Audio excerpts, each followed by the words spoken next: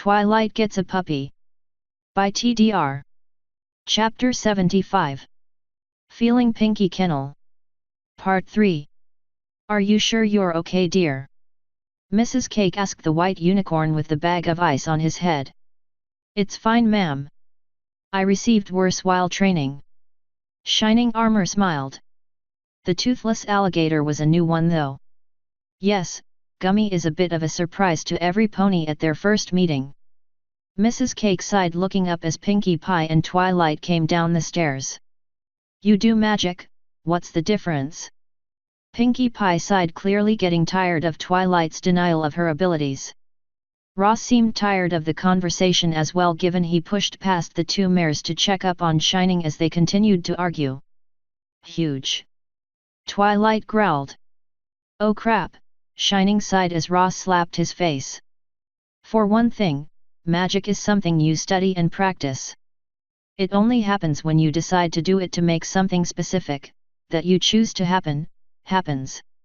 It is a studied and carefully thought out and researched skill with known limits and boundaries within which it resides. Twilight ranted. With you, it makes no sense at all. It's just something random that happens to you. Where did she get the soap box? Another customer asked. Miss Cake shrugged at the question and turned back to the counter, tuning out the pairs arguing as she went about her work. That's so not true, Twilight. Sometimes it's a bunch of random things happening to my body that predict the future. Pinkie declared. Really, can you tell me the winning numbers for the Canterlet Lotto next week? Shining Armor asked. 7, 14, 83, 12, 33, and the bonus ball is 2. Pinkie Pie exclaimed as Shining Armor quickly jotted it down on a napkin. Stop that! Twilight muttered, glaring at her older brother who ignored her. I still don't believe this. You don't believe because you don't understand. Pinkie Pie stated flatly, ignoring that both of Twilight's brothers winced. Twilight considered looking at Pinkie Pie. If she breaks out the lab coat, I'm on the next train back to Canterlet. Shining Armor stated. Asterisk. Nope, let me go. I'm headed for the train. Shining Armor stated, trying to pull away from Ross with little success. Bork. Ross growled. What do you mean you're not leaving me alone with her? You live here. Twilight stated, turning back to look at the pair from behind thick goggles. The purple mare was dressed in a long white lab coat, thick doctor's gloves, and somehow had picked up a Hamburg accent. Pinkie Pie sat behind her in a chair covered with various wires and sensors in a ridiculously oversized metal colander with wires and diodes all over it. Oh, never mind, you two fight elsewhere, I'm trying to do science here. You know, sometimes you just have to believe in things you can't explain. Pinkie Pie offered. I will not believe in anything I cannot explain. Twilight snapped. You're still bitter over the Santa hooves thing, aren't you, sis? Shining asked. Yes. I mean no, Twilight growled. Could you not bring up another lie our parents told us? What about Ross? You can't explain why he's here. Pinkie Pie stated. That's different, Twilight stammered, having lost her accent and also having become very conscious of how closely Ross was now scrutinizing her. How? Pinkie Pie asked in a tone that made it seem she was twisting the proverbial knife slowly. Twilight winced, glancing back at Ross and then back to Pinkie Pie. One seemed quite impatient for the answer, the other was grinning evilly. That was not a comfortable look for Pinkie Pie. Ross raised an eyebrow looking at his sister. It just is. Wild magic only happens in surges in odd places, it's just a bunch of random stuff that happens, Twilight began before closing her eyes with a groan. Shards. Language. Shining admonished. Just because there are no griffins about doesn't mean you can curse like one. Twilight growled again, tossing her goggles on the table and storming up the stairs. Fine, whatever, you win. I don't care anymore. Oh, ear flop, I flutter, knee twitch. Pinkie Pie exclaimed. What was that one again? Shining Armor asked. Watch out for opening doors. Pinkie Pie stated. Not listening. Twilight fussed only for the door at the top of the stairs to swing open, slamming into the mare as Rainbow Dash burst into the room. Is he still here? I gotta see this guy, Dash stated, spotting Shining Armor and making a beeline for him, flying circles around the confused unicorn. Can I help you, miss? Shining blinked as the mare circled him like a hungry shark. By Luna's pointy horn, he looks just like him. Easy 9. Dash nearly drooled. Please tell me Chui's got another brother who's a single Pegasus. Not that I know of. Shining blinked, still confused by who he was being compared to as well as the rating. Ross just slapped his face with both paws. Dasha, this is Shining Armor. Shining, this is Dashy. Pinkie Pie explained. Dang it. Rainbow Dash grumbled. What about a close cousin? No, I'm fine really, no one needs to check on me. Twilight grumbled from behind the door. Asterisk. No, Shining stated flatly. But, Twilight began before Ross took her binoculars and the pith helmet from her. No buts, you've already been hurt twice by trying to follow after Pinkie and study whatever it is she does. Shining Armor sighed. I know you've studied enough to know what a counter and distract effect is, and that's what it looks like to me. So you're gonna quit this while you're still out of the hospital.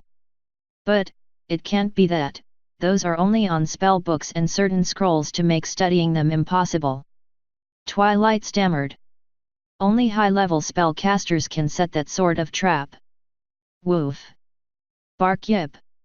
Ross counted on a claw, touching each with his other hand as he barked. But Twilight tried to counter. What did he say? Shining blinked. He said except for Gilman's frog, the legendary blue crystal dragonfly, and Toadworth's Tartarus turtle. Twilight sighed. Hat, forgot about that turtle, the drill sergeant brought a couple of those in to screw with us.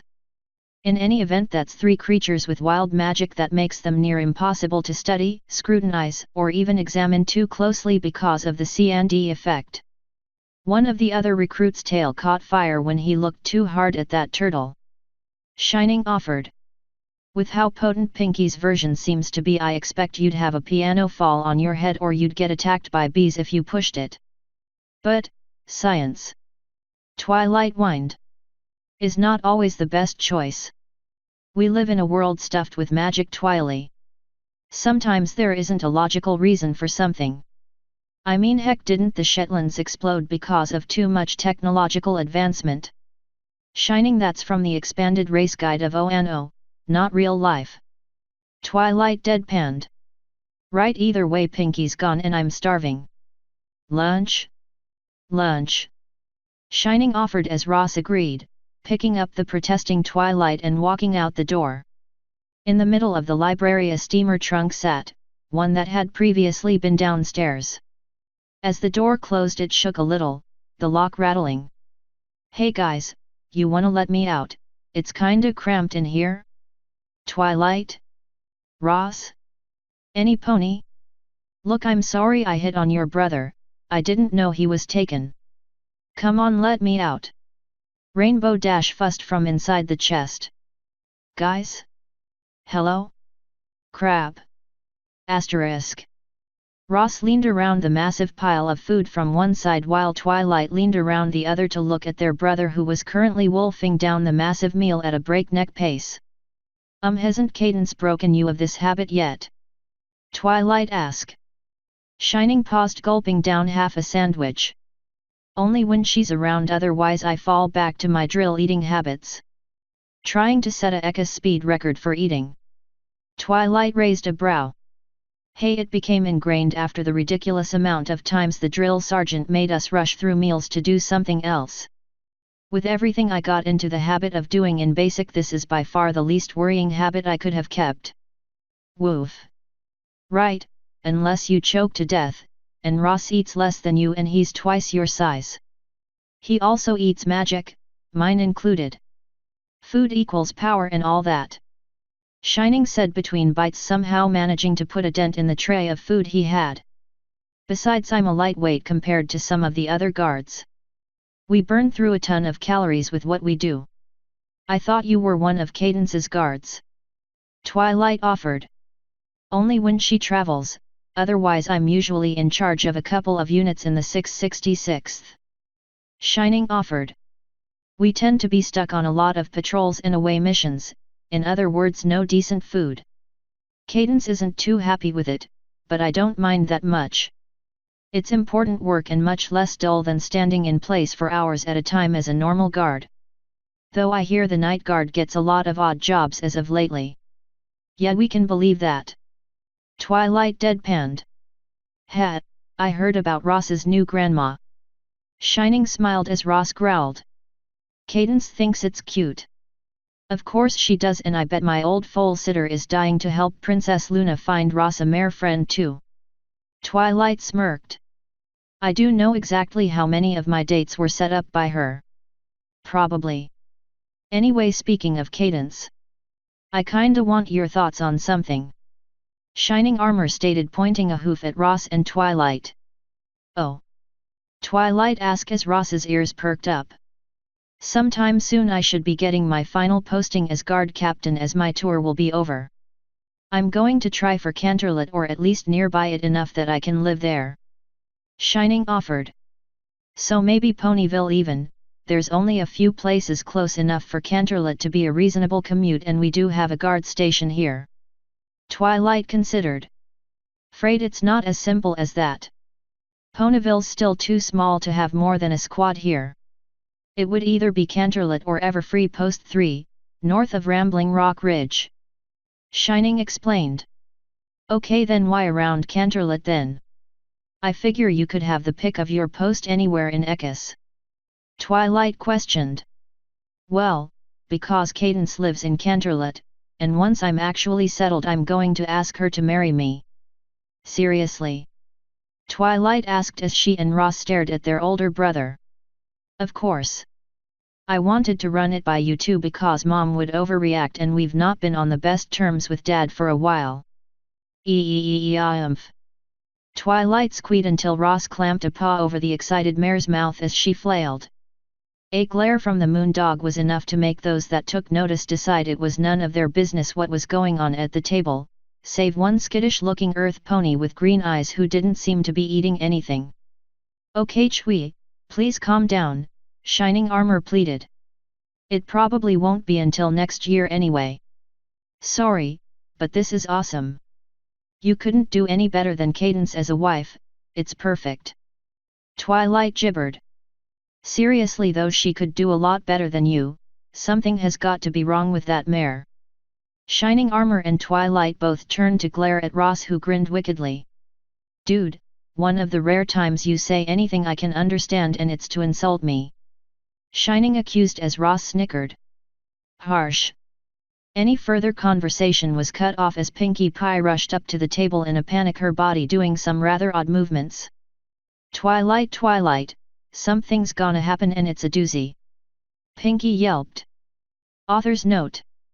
I was expecting this to be done a chapter ago, but it's another episode that just keeps rolling with it. Sorry to all those who thought Ross and Shiny were gonna get piano D, but this made more sense for him to try and rein her in. End author's note. End chapter 75. Feeling Pinkie Kennel. Part 3.